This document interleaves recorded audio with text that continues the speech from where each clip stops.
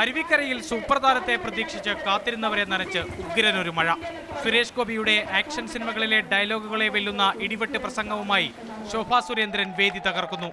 സ്ഥാനാർത്ഥി ഒ രാജഗോപാലിനൊപ്പം സുരേഷ് ഗോപി എത്തിയപ്പോഴേക്കും മഴ ദേ പോയി, പുഷ്പവൃഷ്ടി ദാ വന്നു. മഴ തോർന്നതോടെ ഇടിവെട്ട് പ്രസംഗം നിർത്തി ശോഭാ സുരേന്ദ്രൻ സ്ഥാനാർത്ഥിക്ക് മൈക്ക് കൈമാറി.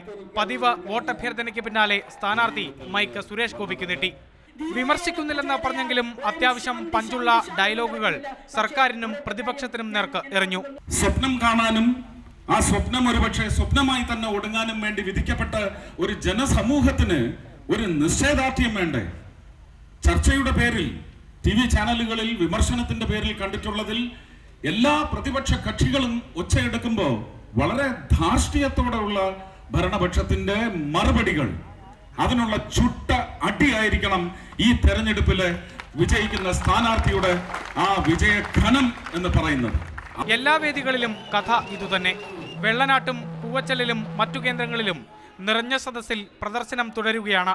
വൈകിട്ട് 8 മണി വരെ 9 വേദികളിൽ സുരേഷ് ഗോപി എത്തും. ഇനി വരും വിജയമാഘോഷിക്കും. ക്യാമറമാൻ വിജേഷ് പുതുവാശ്ശേരിക്കൊപ്പം ജീവ് ടോം മാത്യു, മാതൃഭൂമി ന്യൂസ്, അരുവിക്കര.